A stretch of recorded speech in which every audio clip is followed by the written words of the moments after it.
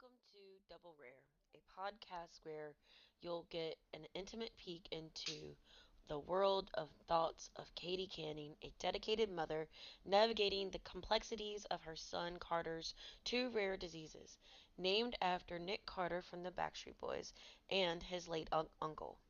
Carter in Canning takes center stage in this journey of love, resilience, and growth. Join Katie, her husband Chris Canning, and their family as they share their experiences, challenges, and triumphs while advocating for what's right and seeking answers. Katie may not claim to be the brightest crayon in the box, but her determination to learn and fight for her family shines through in every episode. Tune in as Double Rare becomes a platform for growth, not just for Katie and her family, but for listeners too, as they witness the power of love, advocacy, community in the face of adversity. Whether you're a parent facing similar struggles or simply seeking inspiration, Double Rare promises to touch your heart and remind you of the strength that lies within us all.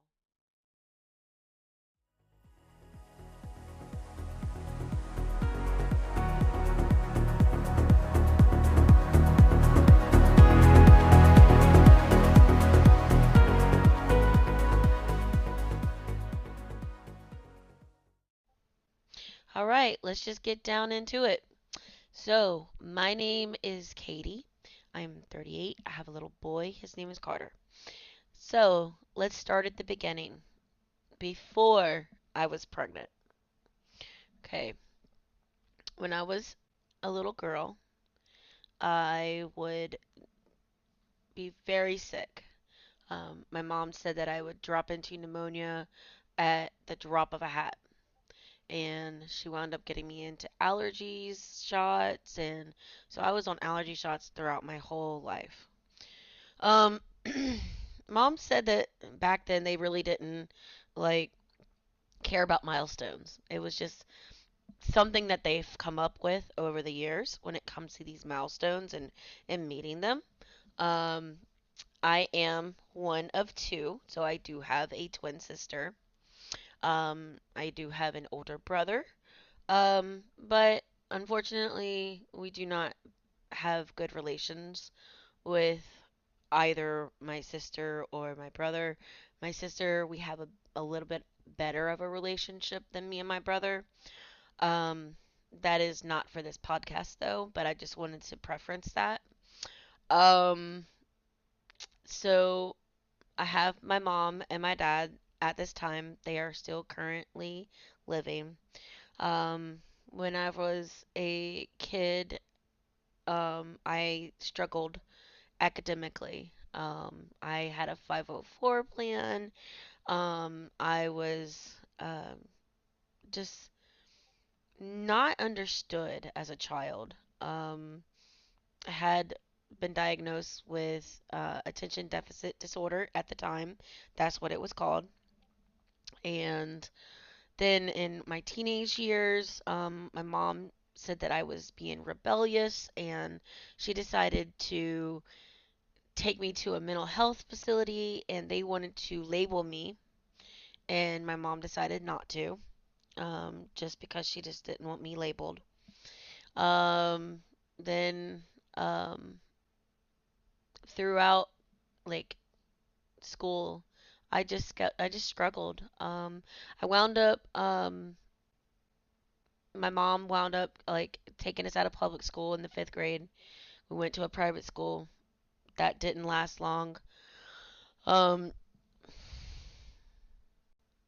went back to public school, and then we went into high school, and I wound up failing classes in my middle school year, and had to repeat the summer math class.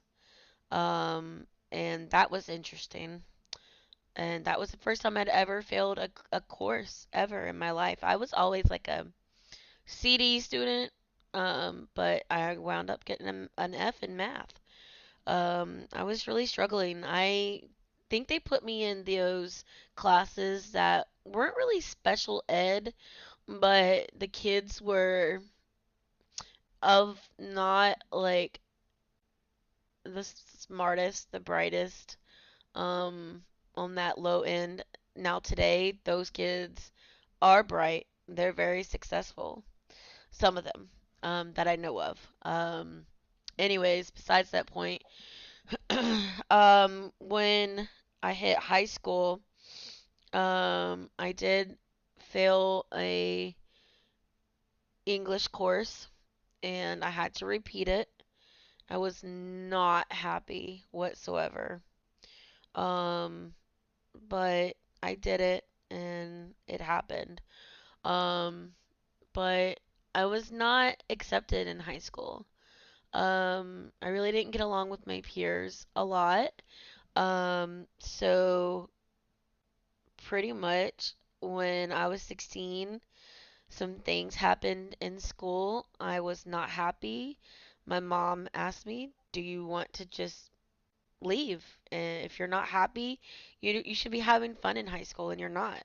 So my mom pulled me from high school and I completed my high school diploma at a local college, called the Adult High School Diploma Program. Wasn't like a GED. Um, Anyways, that gave me a little bit more freedom, to be rebellious. I'm not gonna lie. I was 16. I was able to drive. I was a little rebellious. I didn't really do too much crazy stuff. I did find people that, I would do like adult things like, um, drink and party and stuff like that, but nothing crazy. I was always against drugs. Um, Anyways, so through adulthood, there was a couple of traumas that I experienced. I will not be discussing that on this podcast, but I did experience some traumas, some things that no adult, no child, no one should go through.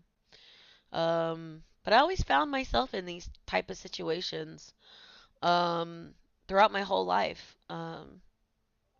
And in college, um, I struggled academically yet again. There were several courses that I failed, and I don't know, I really wasn't academically the best ever in my entire life. And I never really fit in socially.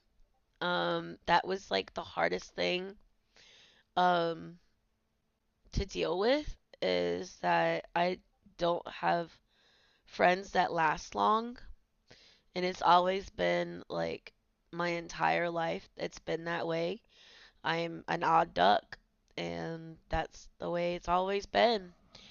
Um so fast forward, I wound up moving to Oklahoma and I actually was able to survive college and I got a degree in victim advocacy. It, I'm a CD student still, but I got my diploma. That's what counts, right? I mean, there are doctors with C's and D's out there, I'm sure. So, anyways, I was able to get my degree, and then I wound up moving back to North Carolina, and eventually I made it up to Virginia, where I actually met my husband. In 2018, me and my husband decided to get married after in 2017 I had had surgery, and he actually stayed by my side while I was in a hospital bed because I had a issue with, one of my surgeries in 2017, and I just decided that that was the man I needed to be with, you know. Um, he showed me all the signs that he was going to take care of me. He would be there by my side. He was a go-getter, at the time, and he just was a lot better than a lot of my boyfriends that I had been getting with. So, we wound up getting married. We had a Batman themed wedding. I'm a dork. I'm a nerd. I love Batman. I love gaming. I'm a big nerd.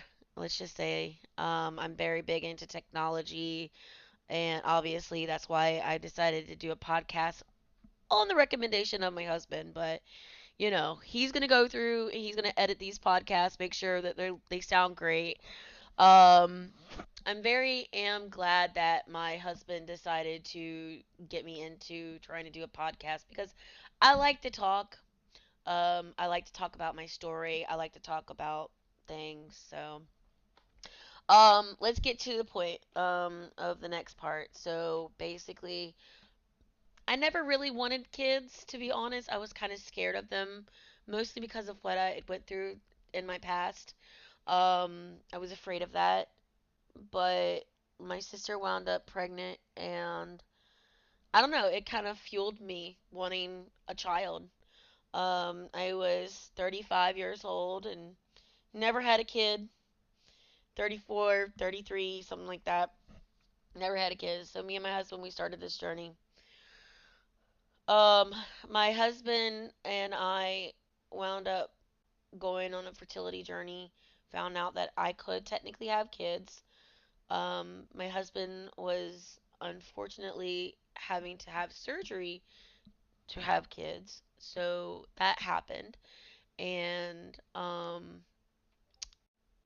we discovered that my husband's fertility had improved, and we were about to start our journey back down that path, but I wound up getting a bunch of migraines.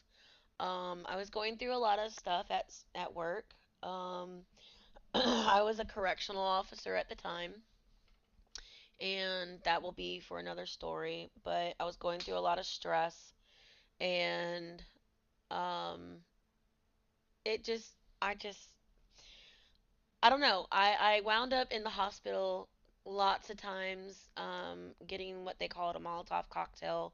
It was a bunch of pain medication. They knew me.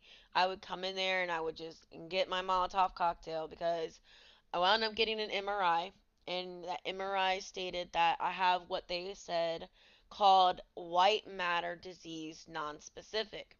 Okay. I asked my neuro that I was seeing, who is a headache specialist, what that meant. He said it was pretty much just migraines. Okay. Okay. I'm not a neuro, I'm not a doctor. I have no clue. Okay. So go about my life. I'm on this medication. He tells me that I cannot get pregnant on that medication. So me and my husband hang up that hat for the meantime. That also gives my husband's fertility a little bit more time to, you know, improve a little bit more. Well, lo and behold, I think it was December. Yeah, it was December. Okay. Me and my husband, in the month of November, I had been on like a mental health leave. So I came back to work, right after I had a colonoscopy, and this was in the beginning of, um, I want to say December. And then I came back to work, um, I believe, yeah, or no, I came back to work in November. I had had a colonoscopy in the beginning of November, and then near the end of November, my husband and I went to GameStop, camped out for almost a whole week at GameStop because I was off, he was off. We were going back and forth or something like that, to work and camping and things like that. Um, and so, um, we had we were at GameStop trying to get, I think it was the PS5. And of course, like, we were partying. I had a box of wine or whatever. And then we went to Busch Gardens, and it was like, I don't know. I I was I got sick while I was eating like my favorite meat, brisket. Okay. How do you get sick on brisket?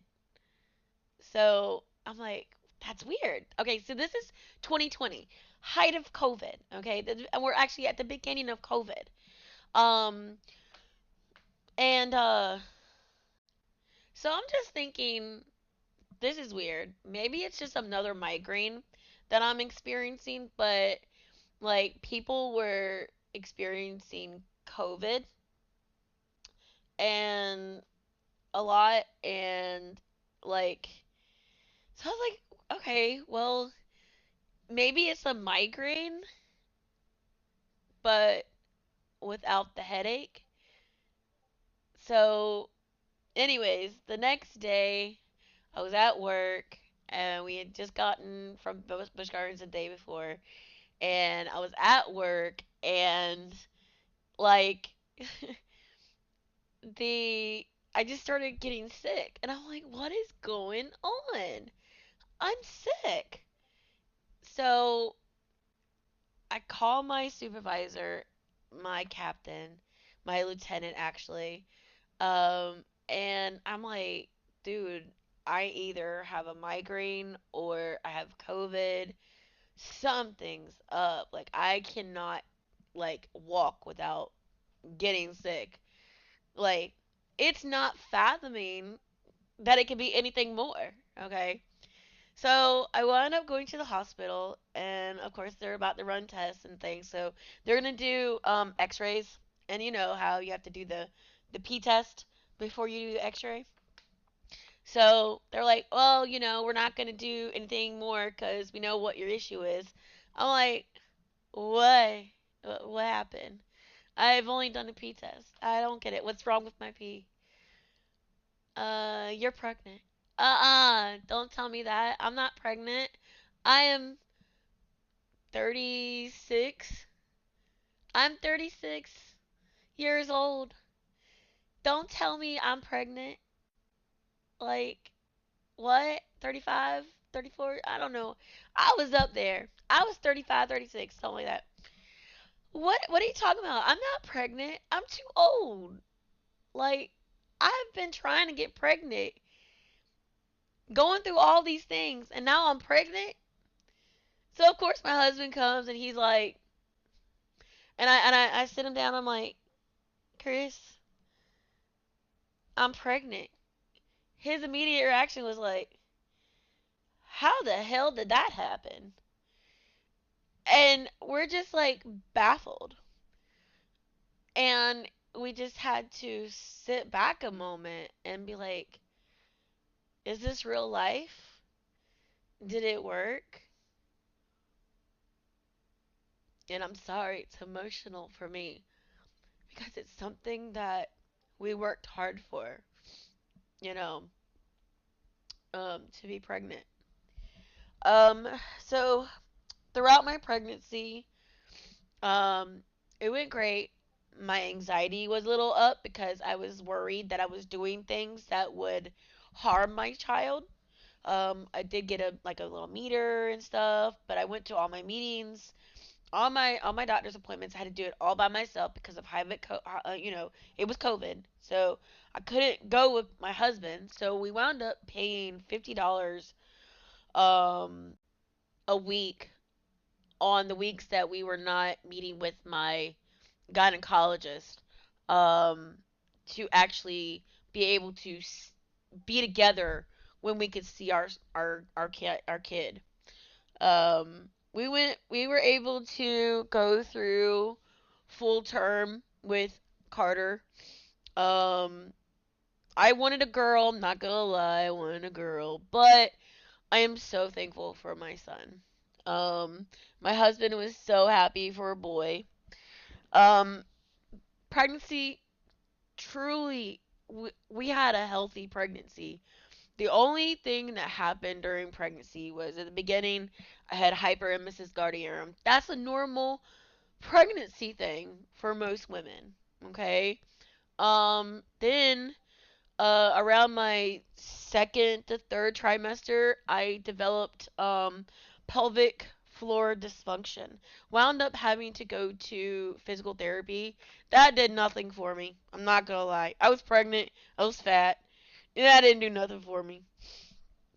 I was 190 prior, no, 215, 210, 215 prior to getting pregnant. At the end of my pregnancy, I was 285. I'm just that boy. But I wound up losing like over 50 pounds after he was born. Um, so I was very happy with that weight loss. I really was. A little bit towards the end, my skin started to itch. They said it was something with my liver. And they've always had issues with my liver. I don't know what is going on. Like I got a really bad liver. I guess I got like fatty liver disease or something. I don't know. Maybe because I used to be a really overweight, always eating the wrong things. I tried keto at one point. I still kind of eat keto. I'm a dirty keto type now. And anyways, so Carter comes and we're just so happy, you know. Um and I just can't believe that I'm a mom. And unfortunately, I wound up having to go back to work. And but Carter's doing great, from what I'm being told, like going online, he wasn't sitting up whenever we wanted him to because like I would see other moms, they would sit their kids up like and I'm like, "Huh? How is your kid sitting up? How is your kid rolling over? I mean, how is your kid rolling over at this age? My kid's not rolling over. He's got a big head. At 4 months, Carter's head was at 100%. So, um, we just figured that was why he wasn't rolling over. Um, Doctor didn't seem too concerned at 4 months. We celebrated Carter's 6th month birthday and we had his 6 month checkup that following Monday. We celebrated it on Friday, and then I had to work all weekend. And then I left work, went straight to the doctor's appointment with my husband that Monday, and I will probably have to make this a separate podcast only because it's a long story, but that day I'll never forget. I'll never forget it. It was the most terrifying day of my life. So definitely tune in for the next episode where I tell you the beginning of our medical journey in that day. And there our journey will begin. Thank you for listening. I hope you have enjoyed my first podcast, and I hope that you will tune in for the next one. Till then, have a great day.